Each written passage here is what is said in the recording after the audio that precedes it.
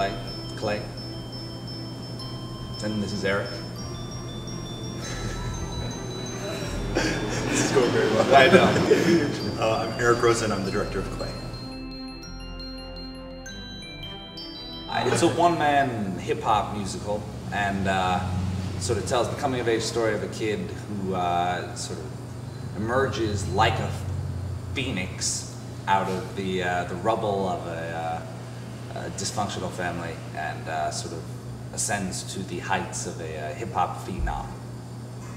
So to set the scene, the play begins in the night. It's a huge concert. The artist called Clay is this huge rising star. Doesn't show up for an hour. Everyone's waiting. And he finally arrives backstage, and his mentor, Sir John, who's a major character in the play, sees him. He's got blood covering his face. And the play is sort of the mystery of what happened to him that night. He's not going to go on stage. He's very distraught. And to sort of get at what the play is about, we take the journey back with him to find out how he arrived at that moment.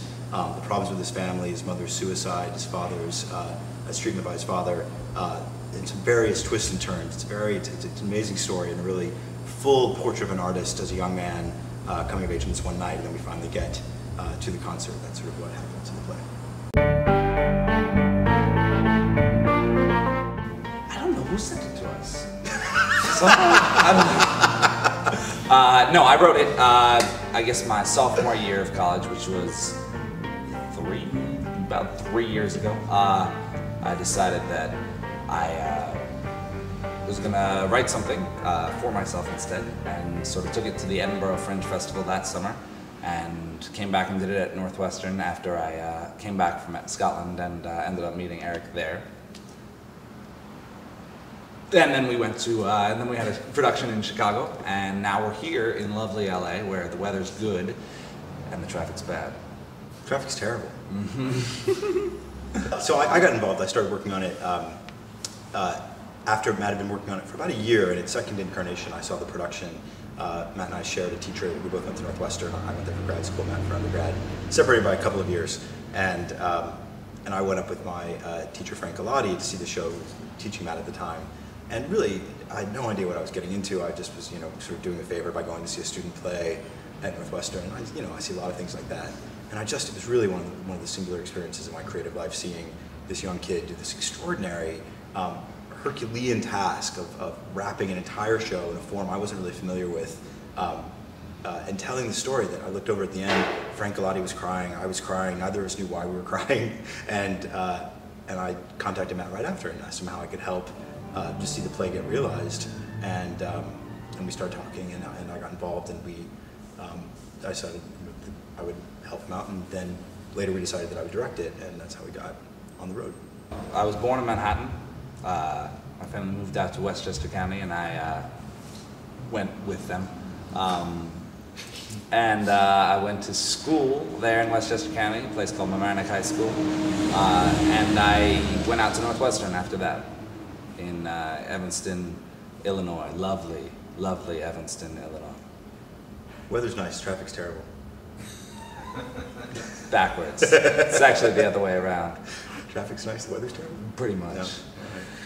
Well, I've been listening to hip-hop my whole life, and it's obviously something born and bred out of the New York life and lifestyle, and it wasn't until I wrote the show that I actually sort of decided to teach myself how to write music and teach myself how to rap, and I did that because there's a certain theatricality that hip-hop music possesses, and being a theater artist myself, it seemed like a natural connection, and I think it was. And the goal at the end of the day was to sort of combine the two mediums and two art forms, and see what comes of it. Well, I think the raw material of the show, the heart of the show that I saw at Northwestern is still the same. The story is pretty different and has evolved over the years. In a lot of projects I work on, I play in between roles where I'm sort of the director and sort of writer and sort of dramaturg and sort of producer, and I've done all of those things in helping bring this show to light. The way we've developed it is actually the first time when I said to Matt, can I see the script, there wasn't a written script. It had to watch the videotape of what had happened at Northwestern and type it into the computer to make the first draft, the first written draft. It was developed out of a spirit of improvisation and creativity that has since really been the way we work. We'll break open moments, and in a way I think it was, I'm sort of the witness to the project. I'll ask Matt, you know, is this the way you want to tell the story? Is this the best question? Is this the best dramatic impulse? What's the frame that's going to make sense of this? And I'm sort of in a way, kind of the timekeeper of the play, because I'm always coming back and saying, okay, does it make sense? Is that motivated by the character? Is it satisfying? Does it feel like drama? And in a way, we're sort of like, I'm very strict and formal in my approach, and Matt's sort of chaotic and playful, and we sort of bring each other into balance, I think, in the way the story unfolds. Is that fair? I would say that's very fair. You know, there's a clarity in storytelling that I think Eric is very good with. You know, we did have a director in the original production, and he was more of an actor, and the show was still in sort of a transitory place at that point. But once Eric got involved, you know, the help of having someone on the outside being able to see, you know, because as I'm writing and as I'm performing it, it's sort of very hard to delineate what those lines mean, and Eric, you know, sort of sits squarely between those two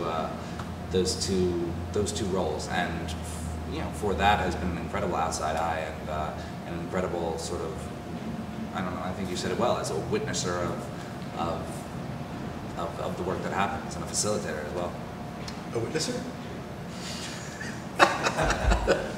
That's what it's like. Right. I correct grammar. Right. And, a witness? A witness. A witness? I think it's grown more than I've seen other plays change and transform and really adapt to the environment that it's in.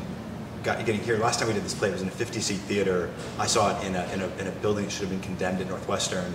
It had been done before that in a sort of a basement at Edinburgh. And here we are on this beautiful stage with this extraordinary design team, and it looks like the show it always should have been, you know, but it took all those processes and all those hours of thinking about it to make it into this new thing.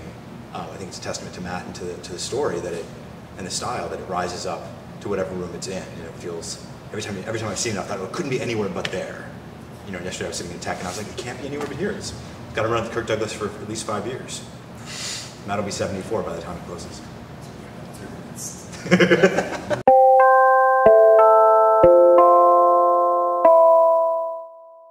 The show plays extraordinarily well with young people, and one of the things that inspired me, one of my goals in my career is to get young people engaged in theater, and first thing Matt said to me is, I want young people to care about theater when we start working on this, so that really is important to me. I also learned in the last production that this style,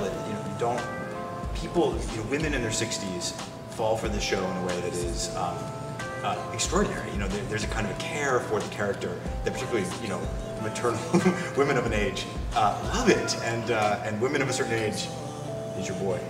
That's it. Well, and that's the thing, and it was written and inspired, and it sort of grew out of a need to bring young people to the theater. You know, I grew up going to the theater since I was very, very young, and that's always been a concern of mine, is how do we, in an age where we are sort of constantly behind our machines, and how do we get young people into a live space with other people, and you know, it is as much a community event as anything else, so support your community. Come see the play. Come see my one person. Yeah, come see. Seriously. My father could do better than me, but in a conversation, sincerity was a rarity. I was only 7, couldn't see that polarity. Where do I end? Where does he begin? What is this feeling that I'm having again? Why does looking in the mirror feel like I'm looking at him? It goes on and on and on. Kirk Douglas. Yeah, Spartacus. If Spartacus will show up, if you're watching this, please come out. Queen Latifah is someone I'd like to see. All the people on the donor wall. All the people on the donor wall. I think like any Sesame Street character would be really cool to have come out. If you're head of any sort of major automobile company, this is a city where it's sort of hard to get around, so I'd love to talk to you and maybe come down and see the show, and work out some sort of arrangement. I'll drive Alexis.